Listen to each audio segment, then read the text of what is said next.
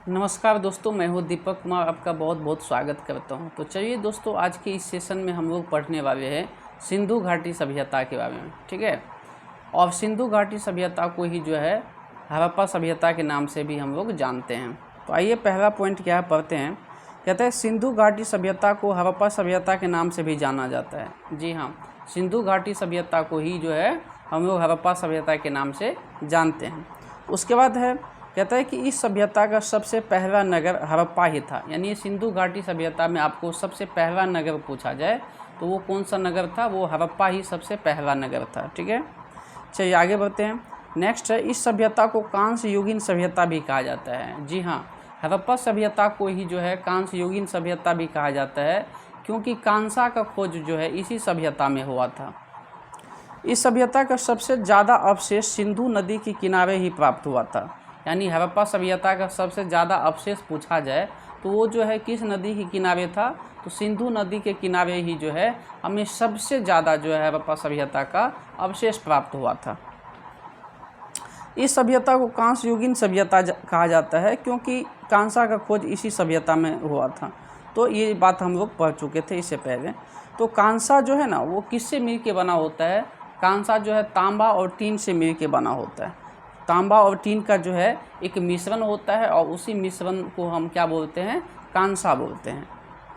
यह सभ्यता सबसे प्राचीन सभ्यता है। यानी सभी सभ्यताओं में से सबसे प्राचीनतम सभ्यता की बात की जाए तो वो हड़प्पा सभ्यता ही था।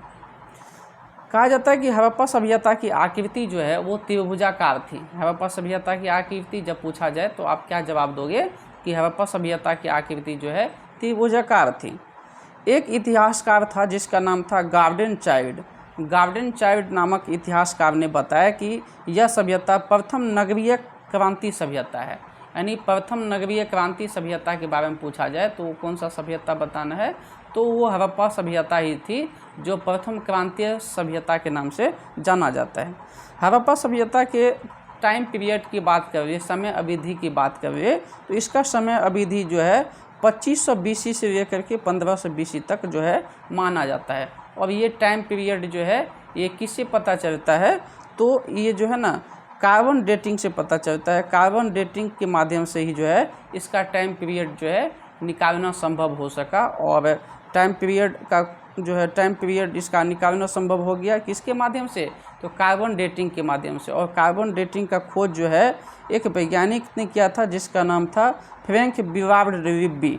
फ्रैंक बिवार्ड रिब्बी नामक एक वैज्ञानिक ने सन 1940 ईस्वी में जो है कार्बन डेटिंग का खोज किया था।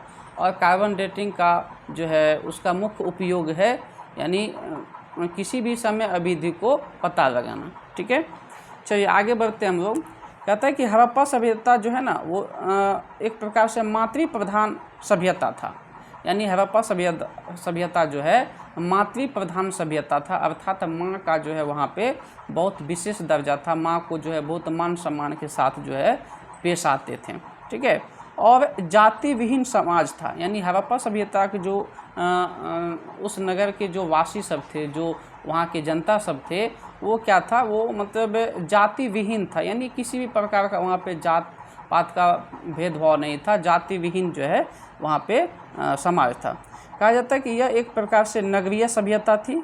इसका मुख्य व्यवसाय व्यापार था। यानी हड़प्पा सभ्यता के लोग जो थे उनका मुख्य व्यवसाय जो था वो क्या था, वो उनका मुख्य व्यवसाय व्यापार ही था।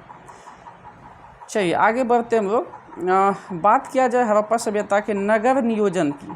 यानी नगर नियोजन की बात करें तो नगर नियोजन जो है ईंटों के प्रयोग से जो है वहाँ का नगर नियोजन बना हुआ था।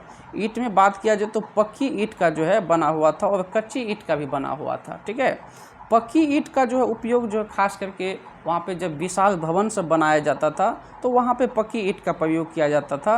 और कच्ची ईंटों का प्रयोग जो है वो खास करके सड़क बनाने तथा चबूतरा बनाने के लिए जो है कच्ची ईंटों का प्रयोग किया जाता था। ठीक है, चलिए उसके बाद नगर की बात किया जाए तो कहा जाता है कि हड़प्पा सभ्यता में नगर तीन तरह से बना हुआ था। यानी हड़प्पा सभ्यता के जो नगर थे वो 3 तरह का नगर था। पहला हो गया आपको दुर्ग नगर, दूसरा हो गया मध्य नगर और तीसरा हो गया निचला नगर। यानी हड़प्पा सभ्यता में जो है 3 तरह के नगर हुआ करते थे। ठीक है, चलिए आगे पढ़ते हम लोग। कहा जाता है कि धोलावीरा जो है, धोलावीरा में एक ऐसा प्रमाण देखने को मिलता है जहाँ तीन भागों में नगर बटे थे। यानी ये हमें जो अभी बात बताया कि हड़प्पा सभ्यता में जो है 3 नगरें बटा हुआ था, वो दुर्ग और मध्य और निचला नगर जो था, ये उदाहरण कहाँ देखने को मिलता है, तो वो स्थान था धोलावीरा। यानी धोलावीरा जो है एक हड़प्पा सभ्यता का एक स्थल था जहाँ पे ऐसा उदाहरण देखने को मिला कि वहाँ पे 3 प्रकार के स्थल थे। ठीक है, चलिए अब कुछ बात कर लेते हैं हड़प्पा सभ्यता से जुड़ी हुई कुछ मुख्य बातें। हड़प्पा सभ्यता से जुड़ी हुई कुछ मुख्य बातें इस प्रकार है। पहला पॉइंट है कि हड़प्पा सभ्यता का प्रमुख पशु जो था वो कुबर वाला सांड था। जी हाँ, हड़प्पा सभ्यता का जो मुख्य पशु था वो क्या था, कुबर वाला सांड जो है वहाँ का मुख्य पशु था। उसके बाद प्रमुख देवता की बात करें तो पशुपतिनाथ था। यानी हड़प्पा सभ्यता के प्रमुख देवता जो है वहाँ पे जो थे उनका क्या नाम था, वो पशुपतिनाथ था, अर्थात पशुपतिनाथ का ही जो वहाँ पे पूजा होता था। और प्रमुख देवी की बात करें तो वो मातृ देवी थी, अर्थात बोल सकते हैं वहाँ पे जो है मातृ प्रधान जो है वह समाज था। चलिए आगे बात किया जाए कि हड़प्पा सभ्यता के जो लोग थे वो किस बर्तन का इस्तेमाल करते थे, तो वो लाल मिट्टी के बर्तन का जो है इस्तेमाल करते थे। लाल मिट्टी से बने हुए जो बर्तन होते थे उन्हीं में अपना भोजन खाते थे और भोजन को पकाते भी थे। आग में पकी हुई मिट्टी के बर्तन टेराकोटा से प्रमाण प्राप्त होता है। अर्थात हम बात कर रहे थे अभी कि जो बर्तन सब होते थे पक्की ईंटों का बर्तन सब होता था, तो पक्की ईंटों का बर्तन का प्रमाण जो है हड़प्पा सभ्यता के किस स्थल से प्राप्त हुआ, तो वो स्थान था टेराकोटा। टेराकोटा एक ऐसा स्थल था जहाँ पे जो है आग में पकी हुई मिट्टी के बर्तन जो है उसका अवशेष जो है हमें वहाँ से प्राप्त हुआ। हड़प्पा सभ्यता के लोग जो है मनोरंजन के रूप में शिकार करते थे, ठीक है, और मछली पकड़ते थे। मतलब मनोरंजन के रूप में, इंटरटेनमेंट के रूप में जो है वो लोग मछली पकड़ते थे और शिकार करते थे। ठीक है, और वस्त्र की बात की जाए तो वहाँ के लोग जो है ऊनी वस्त्र ज़्यादा पहनना पसंद करते थे। उसके बाद दिया है पशुपतिनाथ का तो पूजा करता था, परंतु उनके मंदिर के साक्ष्य कहीं से भी प्राप्त नहीं हुए थे। यानी हमने इससे पहले भी बताया कि हड़प्पा सभ्यता के लोग जो है किसकी पूजा करते थे, तो वो पशुपतिनाथ था। तो पशुपतिनाथ का वहाँ पे पूजा होता था, लेकिन पशुपतिनाथ के जो मंदिर जो है, ऐसा मंदिर जो है मतलब कहीं भी उसका साक्ष्य, मंदिर होने का साक्ष्य जो है हड़प्पा सभ्यता के किसी भी स्थल से प्राप्त नहीं हुआ। ठीक है, उसके बाद हड़प्पा सभ्यता में कुछ मोहरे सब हुआ करता था और मोहरे पर पशुपतिनाथ का चित्रण होता था। यानी जो मोहर होता था वहाँ पे, तो उस मोहर पे जो है पशुपतिनाथ का चित्रण होता था, जो है जैसे हाथी हो गया, गेंडा हो गया, भैंस हो गया तथा चीता का चित्रांकन जो है हड़प्पा सभ्यता के मोहरों पे जो है दिखाई देता था। ठीक है, अब बात कर लेते हैं हड़प्पा सभ्यता के भौगोलिक विस्तार का। तो हड़प्पा सभ्यता के भौगोलिक विस्तार इस प्रकार है। जैसे हम उत्तर दिशा की बात करें तो हड़प्पा सभ्यता जो है उत्तर दिशा में जम्मू एंड कश्मीर तक जो है फैला हुआ है। ठीक है ना, और जम्मू एंड कश्मीर में एक स्थल है जिसका नाम है मांडा, वहाँ तक जो है उत्तर दिशा में हड़प्पा सभ्यता फैला है। उसके बाद दक्षिण दिशा की बात कर लेते हैं तो दक्षिण दिशा में जो है महाराष्ट्र जो है महाराष्ट्र तक फैला है, और महाराष्ट्र में एक स्थल है जिसका नाम है देमाबाद। तो देमाबाद तक जो है यह दक्षिण दिशा में हड़प्पा सभ्यता जो है फैला है। उसके बाद जो है बात कर लेते हैं पूर्व दिशा की। तो पूर्व दिशा में जो है जो मेरठ है ना, मेरठ आपको उत्तर प्रदेश में पड़ता है, तो उत्तर प्रदेश तक जो है पूर्व दिशा में एक स्थान है जिसका नाम है आलमगीरपुर।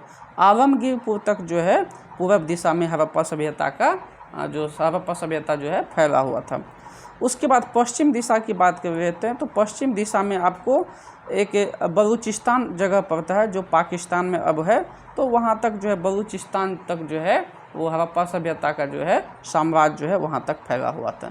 तो चलिए दोस्तों आज यहीं तक रहने देते हैं, हम लोग नेक्स्ट टाइम में पढ़ेंगे। जैसे हड़प्पा सभ्यता के कुछ स्थल है, जैसे हड़प्पा हो गया, उसके बाद जो है कोट दीजी हो गया, चहुंद्रो हो गया, मोहनजोदड़ो हो गया, लोथल हो गया, रंगपुर हो गया। इन तमाम स्थलों के बारे में पढ़ेंगे और उन स्थलों का खोजकर्ता कौन थे और उन स्थलों से हमें क्या क्या अवशेष प्राप्त हुए थे। नेक्स्ट वीडियो में हम लोग ये पढ़ने वाले हैं। तब तक के लिए जय हिंद जय भारत।